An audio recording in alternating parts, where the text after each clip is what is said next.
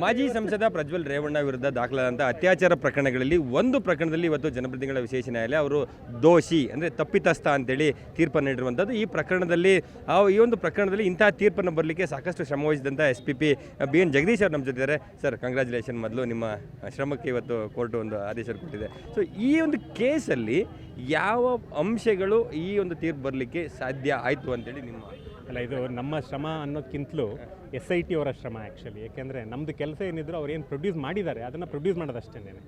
But ಎಲ್ಲ ದಾಖಲೆಗಳನ್ನು collect ಮಾಡಿರ್ತಕ್ಕಂಥ SIT ಅವರು. ಹಂಗಾಗಿ ಇದು ನಮ್ಮ ಶ್ರಮ ಅಲ್ಲ, SIT ಅವರ ಶ್ರಮ. ಮತ್ತು ಆ ವಿಕ್ಟಿಮ್ ಇದ್ದಾಳಲ್ಲ, ಆ ವಿಕ್ಟಿಮ್ ಬಂದು ಕೋರ್ಟ್ನಲ್ಲಿ ಇಂಥ ಪ್ರಬಲ ವ್ಯಕ್ತಿಗಳ ವಿರುದ್ಧ ಯಾರಾದರೂ ಸಾಕ್ಷಿ ಹೇಳ್ತಕ್ಕಂಥ ಸಣ್ಣ ವಿಷಯ ಅಲ್ಲ.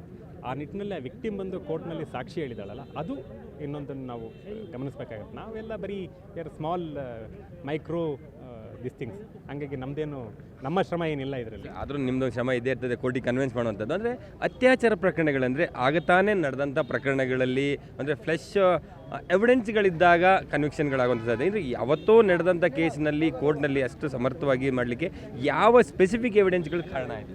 ಅಲ್ಲ, ಇದರಲ್ಲಿ ಮುಖ್ಯವಾಗಿ ಕಾರಣ ಆಗಿದ್ದ ಎವಿಡೆನ್ಸ್ ಏನು ಅಂತಂದರೆ, ಒಂದು ಅಫ್ಕೋರ್ಸ್ ವಿಕ್ಟಿಮ್ದು ಹೇಳಿಕೆ, ಎರಡನೇದು ವಿಡಿಯೋ ಏನಿತ್ತು, ಆ ವಿಡಿಯೋದಲ್ಲಿ ಇರತಕ್ಕಂಥ ಇನ್ಸಿಡೆಂಟು, ಆ ವಿಡಿಯೋ ಇನ್ಸಿಡೆಂಟು ಮತ್ತು ಈಗಿರ್ತಕ್ಕಂಥ ಮನೆಗೆ ಮ್ಯಾಚ್ ಆಗಿರ್ತಕ್ಕಂಥದ್ದು, ಮತ್ತು ಆರೋಪಿ ಆ ವಿಡಿಯೋದಲ್ಲಿ ಇರತಕ್ಕಂಥ ಅವನ ಪೋರ್ಷನ್ಸ್, ಅದು ಒಂದು. ಇನ್ನೊಂದು ಮುಖ್ಯವಾಗಿ ವಿಕ್ಟಿಮ್ನ ಬಟ್ಟೆಗಳು ಫಾರ್ಮ್ ಹೌಸಲ್ಲಿ ಸಿಗ್ತಕ್ಕಂಥದ್ದು, ಮತ್ತು ಬಸವನಗುಡಿ ಹೌಸ್ನಲ್ಲಿ ಇರತಕ್ಕಂಥ ಮ್ಯಾಟ್ರಸಲ್ಲಿ ಸಿಕ್ಕಿರ್ತಕ್ಕಂಥದ್ದು, ಇದೆಲ್ಲವೂ ಸಹ played a crucial role in this case in conviction. ಅಂದರೆ DNA ಮ್ಯಾಚ್ ಆಗುವಂಥ ಮಟ್ಟಕ್ಕೆ ಹೋಗಿತ್ತಾ FSL ಅಲ್ಲಿ?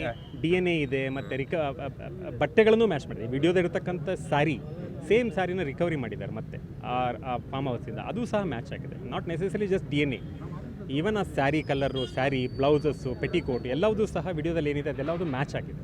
ಅದು that is also played a crucial roll.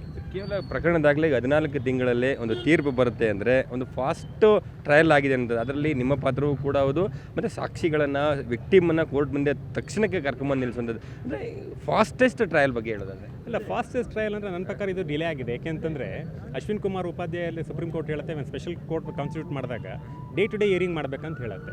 ಆಮೇಲೆ 309 CRPC ತೆಗೆದು ನೋಡಿದ್ರೆ ವಿತಿನ್ 2 ಮಂತ್ಸಲ್ಲಿ ಟ್ರಯಲ್ನ ಕಂಪ್ಲೀಟ್ ಮಾಡಬೇಕಂತಿದೆ.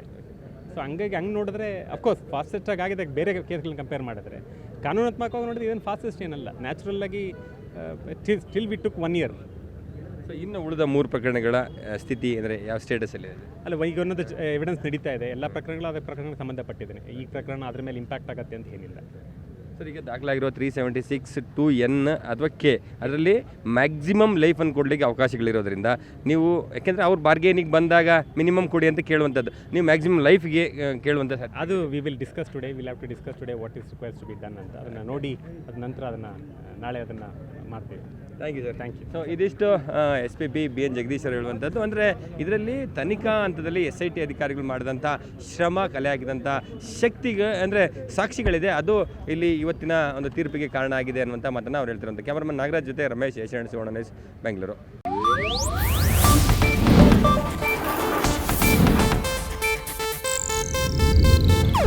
ಇದು ಏಷ್ಯಾನೆಟ್ ನ್ಯೂಸ್ ನೆಟ್ವರ್ಕ್ ಪ್ರಸ್ತುತಿ.